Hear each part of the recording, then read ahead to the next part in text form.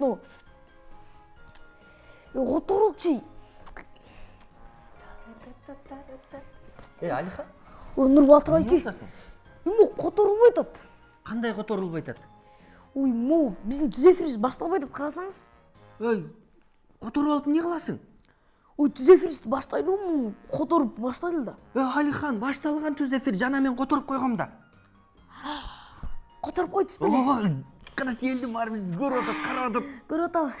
Мында неме учурашып неме берейин, Ооба да. Кандайсыңар биздин көзүрмө көрүп турган достор? Жакшы элесиңер, жана кичине эме толкунданып неметип көрүп неме толтурмун. Силердин ар бириңердин үйүңөргө эшик какпай кирип келген бул нанегим көрсөтүш жана Нурбатыр байкем жана Алихан. Туп тура. Достор, биз силер менен кайрадан жолукканыбызга абдан кубанычтабыз. Ошол себептен гана жакыныраак келгиле экранга, анткени кызыктын бардыгы алдыда. Байке, тура айтасың. Алихан, эмне болуп атасың эми? Нурбатыр байке, мен күчүм деген ашып ташып сергип атам аябай. Сергип атасың ба? Көңүлгү жазагым келип атат. Көнүгү жазагың келип атсаң да жакшы экен. Балдар, силер жазагыңар келип атабы? Келгиле. Чогуу чаран көңүлдүү көнүгү баштайлык. Кана Алихан, кайсынан баштайбызбы? Кана? Достор, отура бербей, туруңарчы. Тетиге отуруп алды, караңыз. Аз которуй. Андай эмес. Тура. Баштат. Келген мондай кылабыз. Алихан, мен сендей жасай албайт экенмин, мондай кылып жасайлык, эми. Турдум мына. Кандай монтип атасың? Мондай да атса.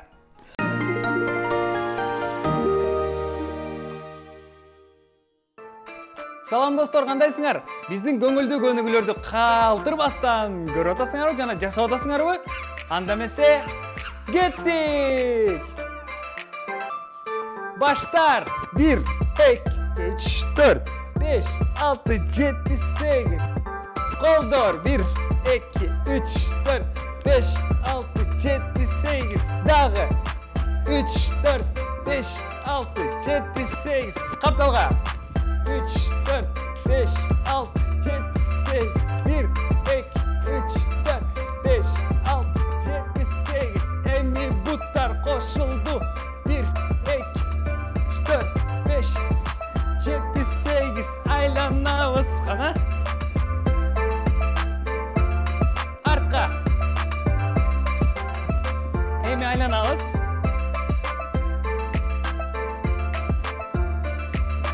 Hazır bolsa balдар, айланып чуркайбыз. Кеттик анда. 1, 2, 3, 4, 6, 7, 8. 1, 2, 3, 4, 5, 6, 7. Başka tarafka. 1, 2, 3, 4, 5, 6, 7, 8. 1, 2, 3, 4, 5, 6. Erkin kıymıl.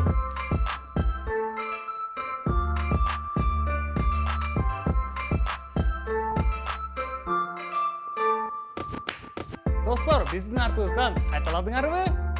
Чоң рахмат, кош калгыла.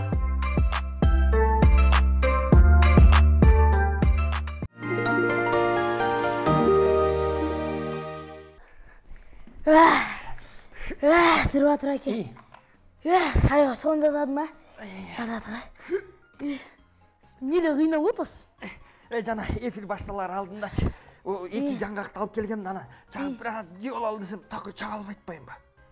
Берсеңиз? Ой, мун деген оңой эле да тиш менен эле чагып койчук да муну. Кой, тиш менен болмок беле. Эмне болбойбу? Болбойт, сен деген алдыңы тишиң менен чагып отсоң, 20 жашка чыкпай, тишиң баары жасалма болуп калат да. Ой, Нурбатыр айке келтиресиз да. Эчтеке болбойт, чагып неме дөрсүң? Жок, болот. Буякта эмальдын баары түшүп, анан деген алдыгы такыр эч качан мындай кылбай жүр, макулбу? Бирок тура айтасыз. Бирок бул жаңгактарды эми кабыгынанчы, билесизби? Сон нерселер жазап коюшуп экен да. Ушунун кабыгынанбы? Ой, ооба мына бул кабыктарды. Койчу, ким жазайт экен? Кандай жазайт экен? Ой, ким жазайт, кандай жазайт дебей, тетигине карабайсызбы? Отурат көрүсүзбү кыз? Кайсы? Ой, тетигине отурбайбы? Тетигине көрүсүзбү? Баягы лайфхактарды сонун билген кызбы? Ооба. Жана керемет деген кыйын кыз. Анда да көрбөйлү эмне кызыгы бар экен. Ооба, могу жаңгактардан сон нерсе жазап коет да. Келиңиз, көрөлү чогуу сизге көрсөтөйүнчү.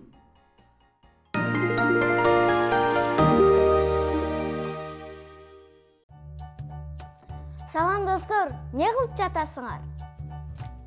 Мен жаңгак жеп отурам. Достор, бизге эжекем күз майрамына жаныбарларды жасап кел дегенде. Мен жаңгак жеп жыргап отурам.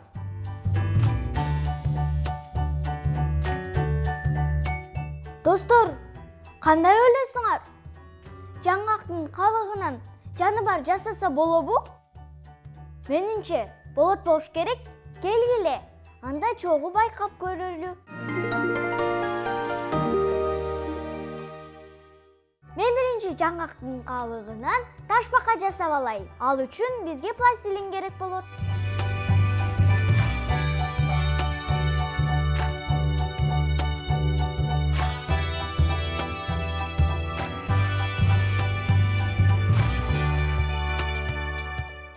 Мынакей достор, менин ташбакам бүтүп калды.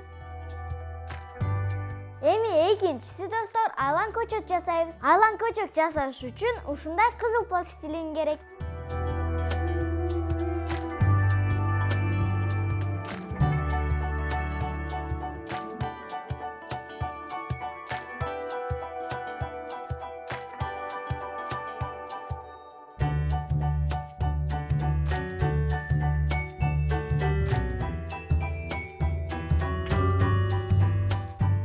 Мынакей достор, жасап алдым.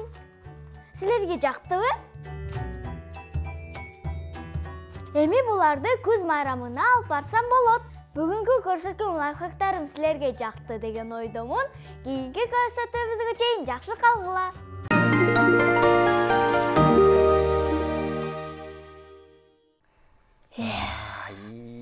Сон деген, укмуш турбайбы? Укмуш кыйын кыз деп айтсам эле элдин баары ишенбейт. Карачы, жоктон баары кылып, ушундай сонун нерсе жасап коёрун мен билбептирмин такыр. Айлан көчөп, укмуштардын баарын жасайт турбай. Мен дагычы тиги кызым менен балама деген жаңгактардын сырттарынан ушундай сонундары жасап берип койбосом. Тура айтасың. Менде баса жаңгактарым кабык алып калган болчу да. Ой, берчи мага, Ой, рахмат сага. Мен муну дегенчи жана кызым менен балам оюнчук алып бер дегендечи ушулардан деген сонун жасап берип койсом сүйүнүп калышат да. Тура айтасың да. Айнур Батыр айке, бирокчу керемет мененчи Наиманын жанында жүрсөкчү. Көп нерсени үйрөнчү дейбиз, Анан эриктирбейт дагы да. Бул көчү укмуш кызыктардын баарын көрсөтүп берет, айтып берет, жасап берет. Айтмакчы. Эриктирбейт дечи. Бизде да бүгүн эриктирбеген сонун таланттуу бала келип отурбайбы? Ошол менен тааныштырбайлы. Жакшы болот. Биздин бүгүнкү жылдыздуу конок түрмөгүбүздүн жылдыздуу коногу ырчы Темирлан Бекзат. Темирланов Бекзат, саламатсыңарбы достор? Кандайсың? Ой, саламат Бекзат. Мынакей учурашканың сонун экен. Кандайсың? Кандай келип алдың? Жакшы. Аябай жакшы келип алдым. Кайсы жактан келдиң? Ушу Токмок шаарынын номер 7 орто мектебинин 3-чү микрорайонунан келип отурам мен. Анан? Менде жаңылыктар өтө көп. Ой, сонун. Ошо сонун жаңылыктарын бирөө менен баштабайлыбы? Тең бөлүшпөйсүңбү? Сонун жаңылыгыңды айтып берчи. Менин биринчи сонун жаңылыгым бул менин окуум. Мен көптөн бери жакшы окуйм да. Мен жакшы окуйм. Ушу Токмок шаарынын номер 7 орто мектебинин 6-Д классында окуйм. Жана 6-Д классынын биринчи чейрегинде мен мыкты бүттүм. 5ке окуп. Жалаң 5кеби? Жалаң 5ке окуп. Жепчеңилде бүтүп салдыңбы жалаң 5ке? Же кээде кыйынчылыктар болду? Кээде кыйынчылыктар болуп турду. Жаңкындай болот го, мектепке да барбалаганда ушундай кыйынчылыктар жотпайсыңбы? Кээде ушу бир жака ырдап, же бир жака барып калсаң, мектепке келбей калганда мугалимдер эмне дейт? Урушабы? Мугалимдер эми кээде уруксат алам. Уруксат алып, ошо суранып, анан кийин ушул жака келем да. Азаматсың. Азамат дагы кандай алдыдагы пландар болуп атат чыгармачылыкта? Максат. Алдыдагы максатым мен көптөн бери болгум келет, ушу актер болгум келет да. Жана ошо ырчыны дагы актерду дагы бир алып кетким келет. Сен продюсериң ким ошондо? Актер. Менин продюсерим бул апам. Апама ыраазымын, вообще ыраазычылык билдирем апамачы. Апам мага даже апа дагы, продюсер дагы, окуткан апа дагы болуп берет да. Анда салам айтып койбойсуң көрүп атса, урматтуу менин алтын апам, сизге чоң салам берем. Ысык салам. Анан ошондой эле апаң формаларды дагы апаң тигип берерин билебиз да. Көрүп атканыңыздардай, менин формамды, ушу формамды апам тигип берет. Ар түрдүү кылып формаларды тигип берет. Мектепте сен мисалы ырдап жүргөнүңдү көрүп атышат классташтарың, досторуң, ошолорго кандай мамиле кылып сага сени көрүшөтпү? Ооба, көрүшөт. Эмне деп айтышат? Келатканда эле ырчы бекзат келатат дейт. Звезда деп. Бекзат. Биздин звезда деп. Сен ушундай майрамдарда сен звезда экенсиң да мектептен. Майрамдар сенсиз өтпөсө керек, мисалы үчүн мени көптөгөн майрамдарга чакырышат биринчи очередь. Анан кийин ушу кайра эле апам экөөбүз барабыз. Барып ошол жака ырдап кайра келебиз да. Азаматсың. Канча ырың бар азыр? Ырым көп. Мисалы үчүн 10 ырымдай да бар да. Анда бир куплет бизге ырдап берип койбойсуңбу? Күтүп атабыз, Ооба да, биз дагы күтүп атабыз, анан биздин сүйүктүү көрүүчүлөрүбүз дагы күтүп атат. Ооба, ушундай болсун. Мен ырымды ырдап берейин. Кыргызстан, алга Кыргызстан деген. Алато өлкөм Кыргызстан, ажайып көркөм Кыргызстан, укмуштун бары табылган, уюткуч өлкөм Кыргызстан. Кыргызстан, алга Кыргызстан, Кыргызстан, жаша Кыргызстан, сен гүлдөп өсө бересиң, кызулуң барда Кыргызстан. Ой, Азамат. Сен атайын вокалдан сабак аласыңбы? Жок, мен вокалдан сабак албайм. Ушу апам жардам берет мага. Апам экөөбүз үйдө отуруп эле ырларды карайбыз. Ошо ырла жаккан ырларыбызды ырдайбыз да. Сен ошо үйдөн ырдап атканда азыркынтип деп биз эми атайын сенден суранып ырдатып атабыз. Кээде кошуналарың ай болдучу ай Бекзат деп келишпейби? Жо, биздин кошуналарыбыз алтында. Чиркем үйгө киргенде. Айта. Мен 9 жашымда туулган күнүм болгон болчу. Ошондо апам мага жаңы микрофон салып берген. Ошондо мен сен ырчы болосуң деп, балам ушу сен ырчы болосуң деп, анан кийин ошо микрофонду ошо ырдап, жанагыдай майрамдар болуп калат го, ошондо ырдап, көпчүлүктө ырдап, ошо микрофон менен азыр дагы жүрөм да. Тескерисинче, сенин кошуналарың суранышат турбайбы, ырдап бер деп. Мен сени мындай жандуу ырдаганда эле кошуналар келип калбайбы деп суроо берсем, сен микрофон менен ырдасаң дагы кошуналар сени колдойт экен да. Чындап эле мыкты, алтындай болгон кошуналар экен. Сен ырларды, репертуарды кандай кылып тандайсың? Кандай маанидеги ырларды? Мисалы үчүн мен өзү тонуна карап тандайм да, менчи. Ушуга жетеби үнүм же жетпейби депчи. Анан апам экөөбүз да ырдап калабыз кээдечи. Анан апам экөөбүз ырдап калганда ушу сага болот балам деп, ошо ырларды тандап берет да магачы. Ошондо сен 9 жашыңда ырдап баштадың дедің да? 9 жашыңда ырдап баштаганда, башында ырдап баштаганда кайсы ырың менен баштадың эле? Башында мен Жокер ыры менен баштагам. Анда жандуу үн менен ырдагам мен. Жандуу үн менен 2-нчи месттен алгам. Анан ушу шак баштаганда толкундануулар болгонбу, болгон эмеспи? Жо, такыр болгон эмес. Мен өзү 8 жашымда ушу ойлоп калгам. Элдердин алдында мен ушу элдер эмне карап турат мени депчи. Анда мен мээм жетпечи да ушундай эмелергечи. Анан 9 жашымда мен өзүм болуп уже мындай эчтеке көңүл бурбай эле өзүм ырдай бергем да. Азамат. Сен жашоодо мындай мүнөзүң кандай? Мүнөзүмдү айтсам жакшы, мүнөзүм өзүмө жакшы. Мындай эркек өзүңө жагат экен. Ыйлабайм деп. Мынтип жүрө бересиң же кээде мындай ыйлап коесуңбу? Жок, кээде ыйлап. Кичине ыйлабайсыңбы кээде? Жок. Такырбы? Жаш келип баратса мындай акылын көрсөтпөйсүң. Жана урушканда апам урушуп коет кээде.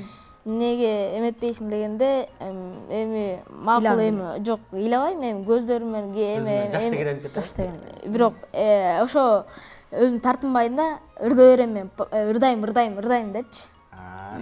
Азаматсың. А сен үйдө бир туугандарың да ырдайбы, сага тартып мындай?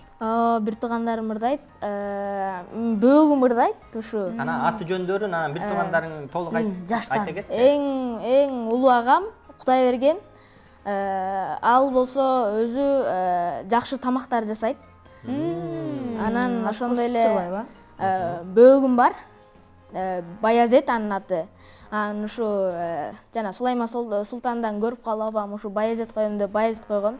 Анан ошолда мени турап, мен байкем ушундай ырчыкен, анан мен да ырдайм депчи. Ошентип калат. Анан Герде экөөбүз да ырдайт, ал да ырдайт. Ошо жакшы. Кечке ырдайм десе, мен эле бир үйдөн мен эле ырдайм, ырдабай эле койчу деген жоксуңбу? Тажаткан жокпу сени? Герде тажатат. Сен эмнеге эле ырдай бересиң, мен ырдайм деп. Кел ол эле, Менден өйдө болом дейт да. Ал тажатканда макул, ыр боюнча айтып атасың. А негизде эле канчада иниң? Иним азыр 6-да. 6-да. Кээ бир учурда мындай иниңди карайсың да? Ооба. Тентек кылганда кантип тарбиялайсың? Тентек кылганда урушком. Неге сен үйдө тоо ойнойсуң депчи. Анан кийин эшикке чыгып кетет да. Сен келечекте актер болгуң келет дедиң го ошо. Көрсө айтып көрсөтүп берип кой да, кантип урушасың. Мисалы элестетсең, биз мына иниңбиз да. Айтып койчу биз. Эй, жодур эй. Кел. Иниңбиз биз. Тур бар, эшикке чыкчы. Эмне турасың аякта? Кечке эле ушинтип эле мени тажата бересиң. Неге ушинтип отурасың депчи. Ушинтип коем Герде. Макул, жакшы. Ошондо тилиңди алып чыгып кетип калат иниң. Андан сырткары сен ырчылыкка дайынданат экенсиң. Анан хоббиң дагы кандай? Спорт менен машыгасыңбы же дагы эмне кыласың бош учурда? Бош учурда футбол ойнойсуңбу? Бош учурда футбол ойнойм. Анан кийин азыр бутумда жаракат болгон үчүн футбол ойнобой калгам. Жаракат качан болду эле жаракат? Эмне болду? Жаракат 2 ай болуп калды го уже. Кызга тийишип коюп бутуңа биртеп же. Классташ балдар, досторуң барбы? Ошолор тууралуу Ооба, айтчы. досторум бар. Алар да менин классташтарым жана жакын досторум деле болуп калат. Жакын досторунун аты ким? Жакын досторумдун аты болсо Азрет, Эрбол. Сен ырчылык боюнча кандай конкурстарга катышкансың? Ырчылык боюнча сынактарга. Башында айтып кеттим го, жана Джокер депчи. Жана дагы эмне деп койчу эле? Мындай биринчи местага да, экинчи местага деп бир ырларды жөнөткөндө, ушуга катышасың сен депчи. Анан азыр атын унутуп калдым. Ошентип анан кийин аяктан да биринчи местаны алганбыз. Азаматсың. Биринчи местаны алып ошол жактан ырдап, анан кийин сүйүнүп үйгө кетип калганбыз. Сүйүнүп эле кетип калдыңар. Каяктан алдыңар? Аны болсо биз Токмок шаарынан алганбыз. Сен бир күндө канча убакыт ырчылыкка машыгасың? Мен ырчылыкка кээ орус ырларды ырдап калам. Анан кийин ошо ырдаганда мындай өзүң көңүл буруп кетет экенсиң да. Анан кийин башыңда ойлонуп калат экен. Мындай неге кечке эле ырдай бересиң, башка эмелер менен, башка нерселер менен занимать этпейсиң депчи. Жаңкындай мектепте мындай сабак жазып атып илхом келип кетет го, ырдагың келип элечи мындай. Ичиңен ырдап анан улантып, мындай кызык болуп кетеби? Кайсы сабактан болду эле ошол? Ал кыргыз тилден болгон болчу. Кыргыз тилден? Ооба. Кана дагы эмне бу чейрек бүттү, азыр каникулда жыргап жүрөсүңөр. Ага чейин окууда эмне кызыктар болду? Сен жалаң 5ке окуйт экенсиң, анан бирок бардыгы оңой эле жалаң 5 ала бербейсиң да. Аны үчүн даярданыш керексиң үйдөн. Кайсы учурда даярданып жетсесиң, же сени жакшы ырдайт деп туруп ага эжелер 5терден коюп салабы?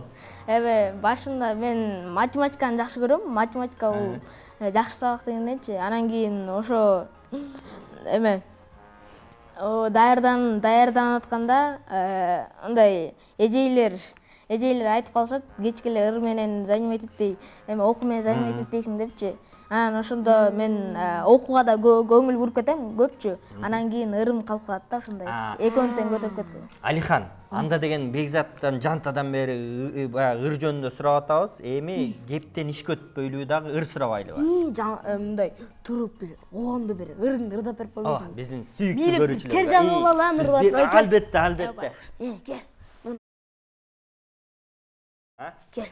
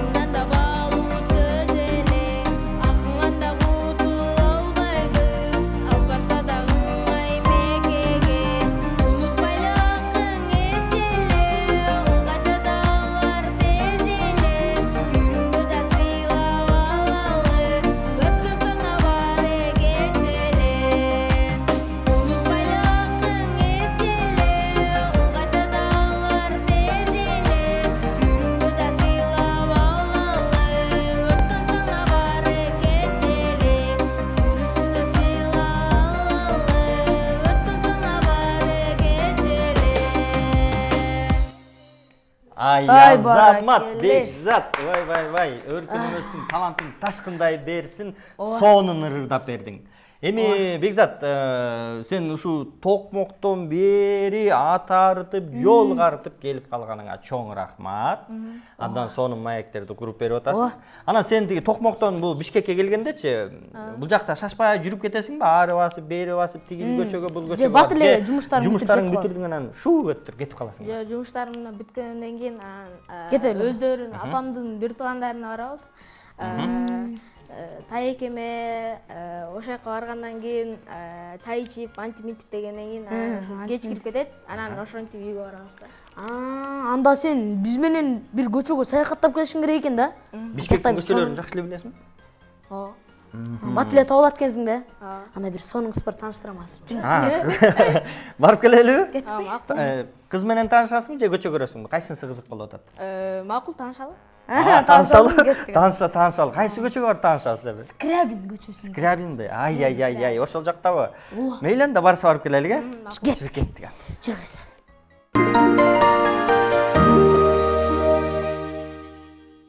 Скрябин көчөсү шаардын түштүк чыгыш тарабында Бишкектин 1-май жана Октябрь райондорунда жайгашкан, жалпы узундугу 2,7 километрдей болгон көчө. 1973 жылга чейин бул көчө топографиялык көчө деп аталып келсе, кийин академик профессор Константин Иванович Скрябиндин ысымы коюлган. Кыскача Скрябин көчөсү деп коюшат. А биздин досторубуз Скрябин ким болгонун билишеби?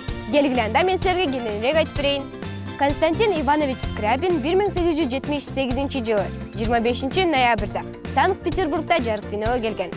Ал бир катар чет өлкөлүк академиялардын, илимий коомдордун мүчөсү болгон. Мисалы, Лондон королдук зоологиялык коомунун мүчөсү, Будапешттин ветеринардык университетинин ардактуу доктору, Бурнодогу айыл чарбасы жана токой чарбасы жогорку мектебинин ардактуу илиминин доктору болгон. Анын жетекчилиги астында 300дөн ашык экспедициялар жүргүзүлгөн. Бул изилдөөлөр адамдардын жана жаныбарлардын гельминт фаунасын изилдөөдө чоң салымын кошкон.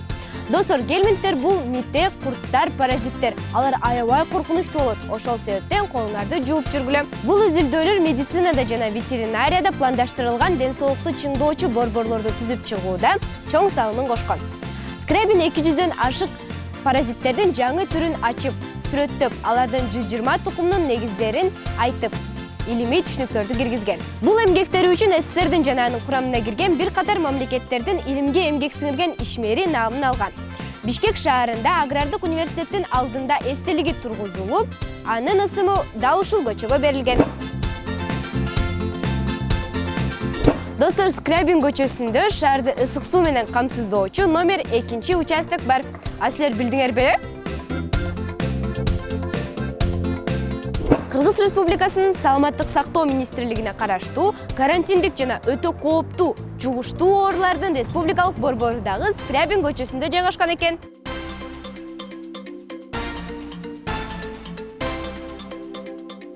Достор, мен ошол эле Кыргыз Республикасынын Саламаттык сактоо министрлигине караштуу дагы бир жерди көрдүм. Бул Бишкек шаардык мамлекеттик санитардык эпидемиологиялык көзөмөлдөө борбору.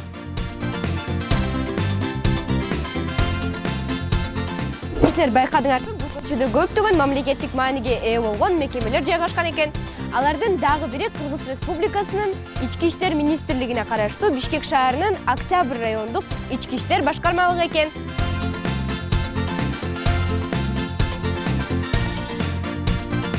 Достор, биздин бүгүнкү Скрябин көчөсүнө болгон саякатыбыз өтө кызыктуу болду, Анда кийинки саякаттардан көрүшкөнчө кош кылам.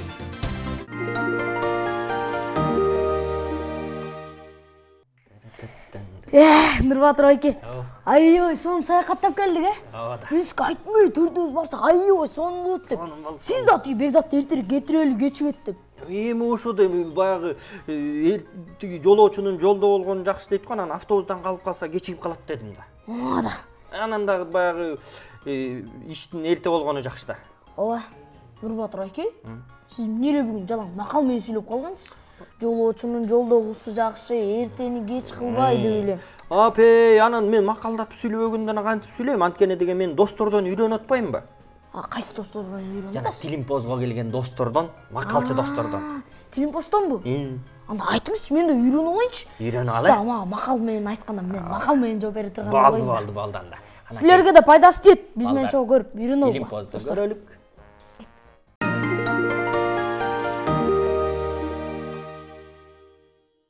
Бакбол, сен экөөбүз балдарга кыргыз тилиндеги сөздөрдү, фразеологизмдерди, макалдарды үйрөттүк. Туурабы? Туура айтасың. Мисалы мен фразеологизм сөздөрдү көп чечмелеп калдым. Мага макалдардын чечмелениши кызыктуу. Алар ким жөнүндө? Кел, бүгүн дагы бир макалды чечмелейбиз. Мисалы, бирде жигит төө минет, бирде жигит жөө жүрөт. Бул макалдын мааниси эр жигиттин башына бирде сыноо түшсө, бирде жакшылык келет. Эр азамат гана берилген сыноолорго чыдайт. Ошондуктан илгертеде элибизде бирде жигит төө минет, бирде жигит жөө жүрөт деген макал калган. Туура айтасың, Бегмай. Эр жигиттин башына нелер келип, нелер кетпейт. Башка түшсө байтал жорго дегендей, бардык сыноолорго чыдаш керек. Достор, силер дагы кандай макалдарды билесиңер?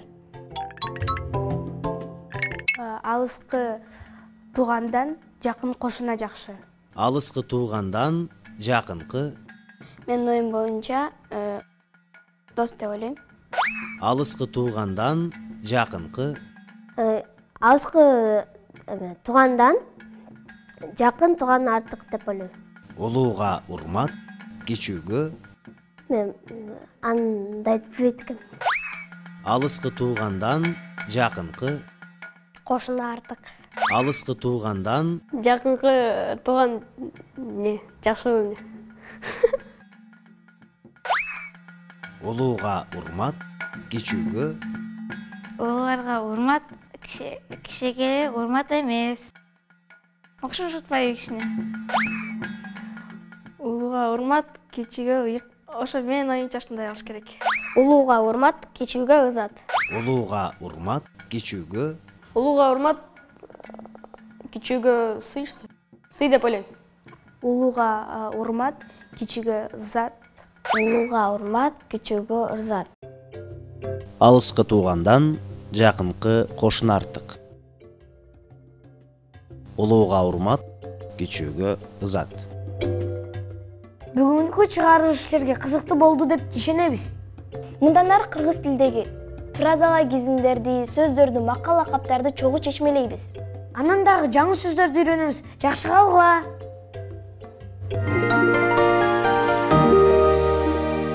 Ал эми биздин эфирге абдан кызыктуу сонун меймандар, коноктор келип отурат. Алихан, тааныштыралыбы?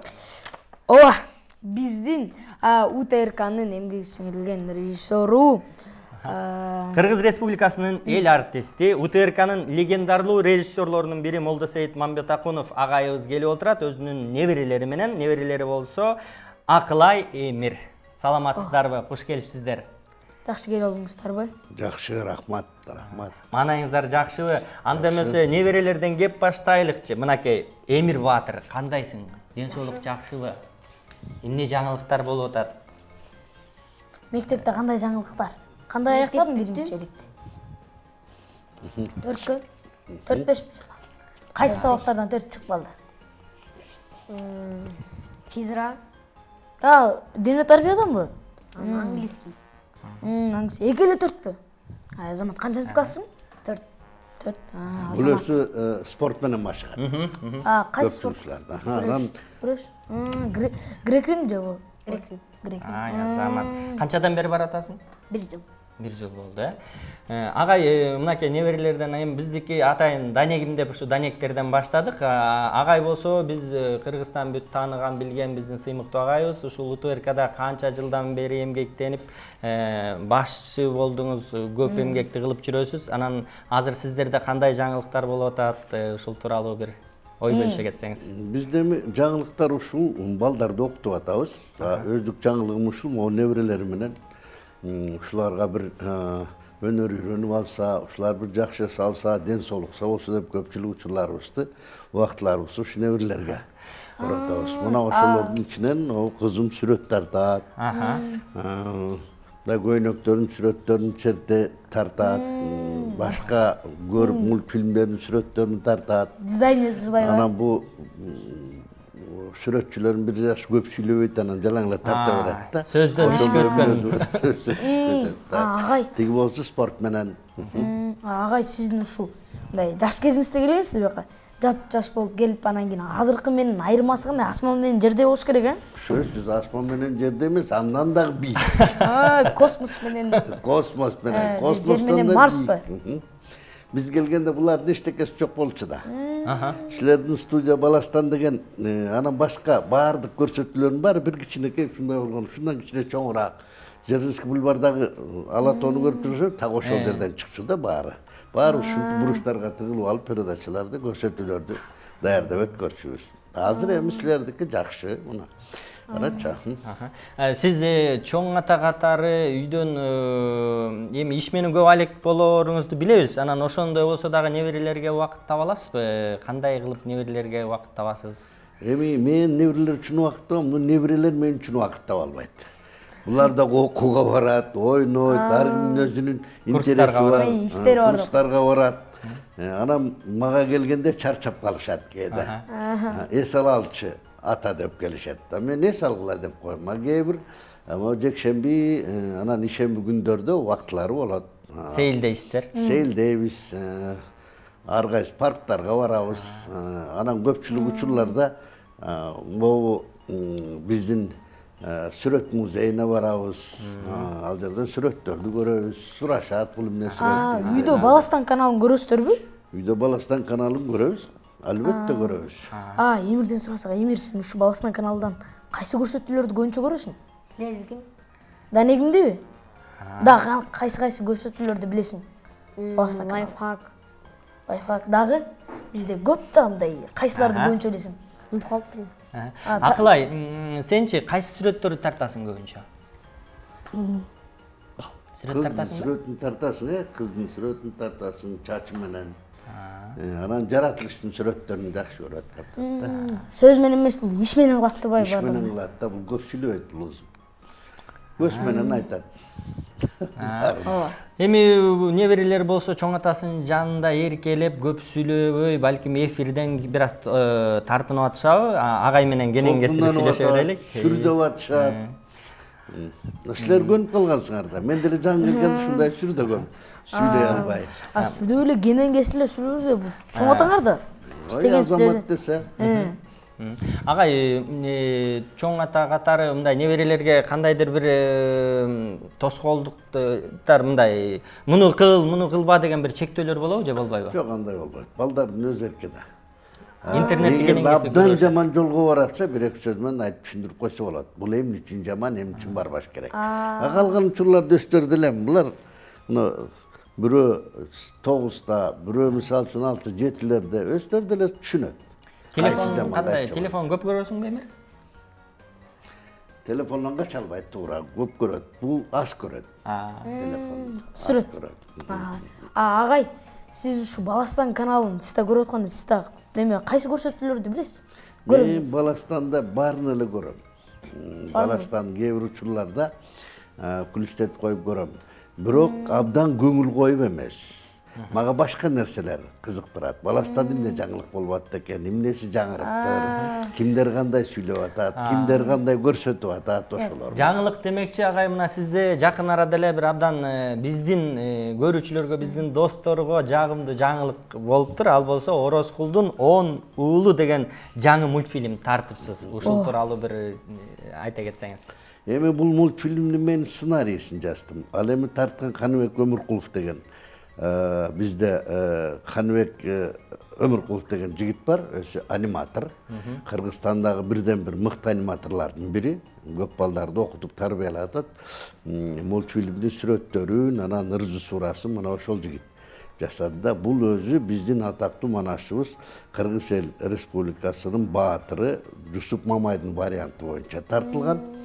Балдарга айтар элем, көпчүлүк учурларда жанагы балдардын бир Манас туурасында бир көрсөтүүсү бар го, мелдеши бар. Мына ошондо суроолорду бергенде көпчүлүк айтат, Манастын туугандары кимдер, Манастын атасы ким, Манастын чоң аталары ким деген суроолордо анча-мынча жаңылып калган учурлар болот да.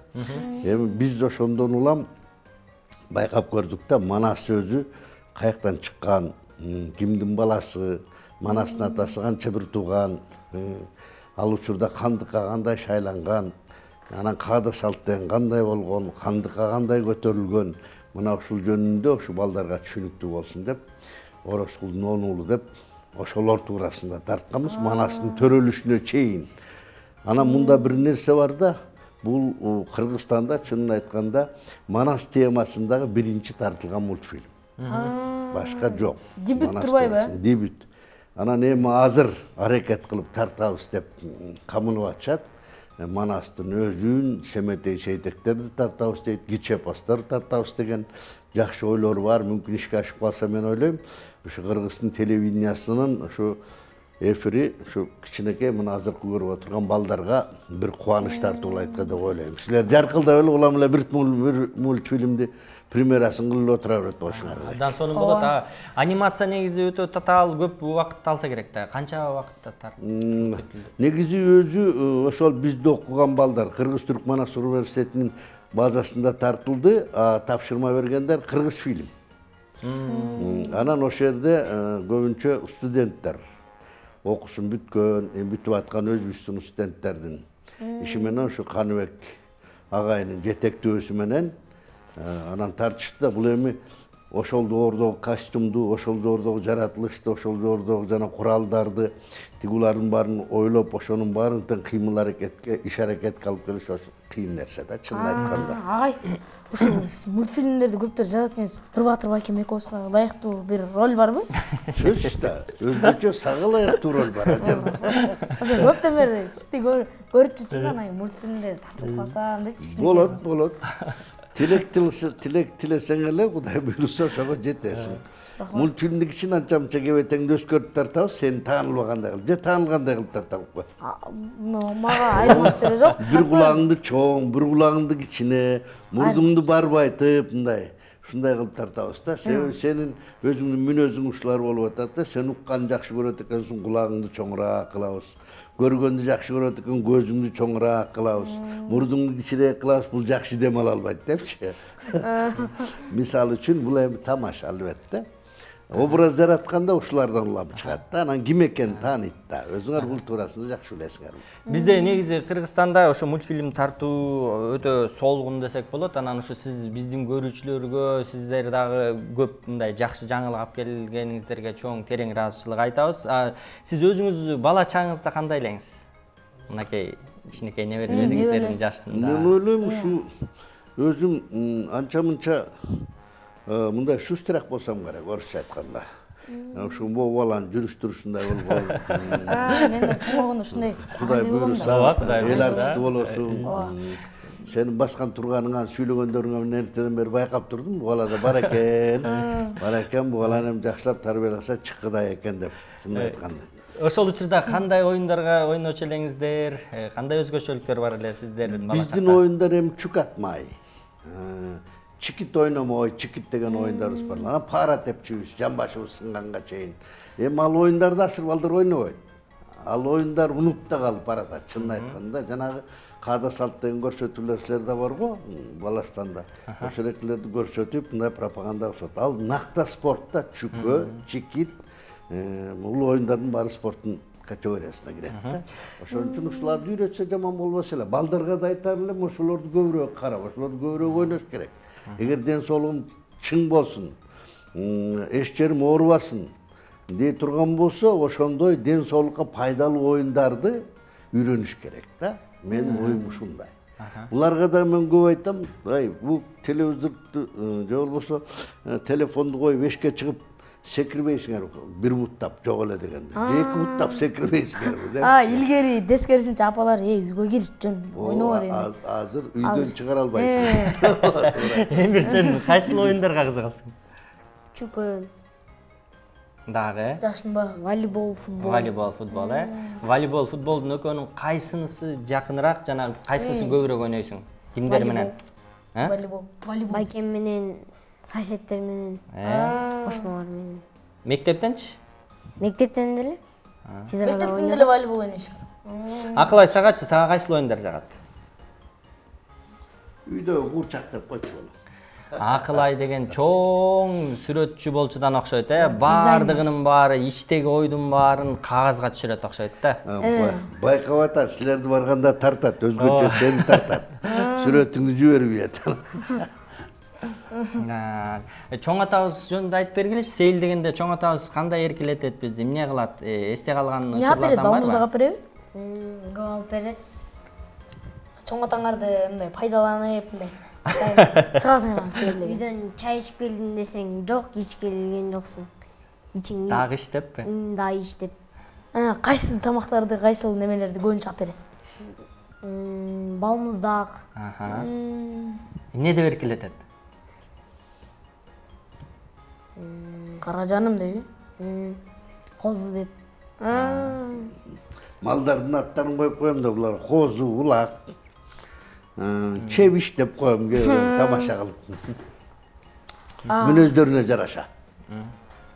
Небереңиздинчи? Бул неберем, муну алтын кыз. Алтын кыз? Алтын кыз. Алтын экен. Турган эле алтында бул кызымды көрдүңөр муна. Небереңиздин кайсын сизге көбүрөөк тарткан? Баардыгы эле бирдей. Баардыгы сизге? Баардыгы бирдей. Бирөөнү жакшы көрүп, бирөөнү жаман көрөм, бирөө тартып атат, бирөө тартпайт десең, жакшы болбой калат. Жок, мүнөзү, кебедеси сизге кайсы? Мага окшоштугу жагынанбы? Мага окшоштугу жагынан Айтегин деген да бир неберем бар. Ошо Айтегин эмнеге келбей калды бүгүн? Бүгүн ал өзү жумуштар болуп калды. Жумушум бар дейт. Көпчүлүк учурда. Агай, чоң рахмат. Мынакей биздин сүйүктүү көрүүчүлөр азыр дегенчи 21:00 Баластан каналынан мынакей агайлар тарткан Орозкулдун 10 уулу деген мультфильм болот экен. Ошону да күтүп, чамдап, чыдап тургула. Анткени өтө кызыктуу болот окшойт, агай айтканына караганда. Агай, анда эмесе сизге эркин микрофон. Биздин бөбөктөргө, биздин көрүүчүлөргө, жалпы кыргыз элибизге ой тилеңиз. Эми мен балдарга айтар элем, мүмкүн болушунча мультфильмди көбүрөөк көргүлө, тарбиялуу мультфильмдерди көбүрөөк көргүлө деп айтар элем. Анан ар дайым ден соолукта болгула, спорт менен көбүрөөк машык кыла, жакшы окугула, келечекте мыкты адамдардан болгула деп айтар элем. Себеби бизге бүгүнкү күндө кичинекей балдар, эртең жаштар, ал мамлекеттин келечеги. Ошондуктан окуңарды жакшы окуп, мыкты адам болгула. Чоң рахмат агай. Мынакей достор, биздин убакыттагы соңуна келип жетти. Анда эмесе эмки эфирден жолукканча сак саламатта тургула. Жакшы калгыла.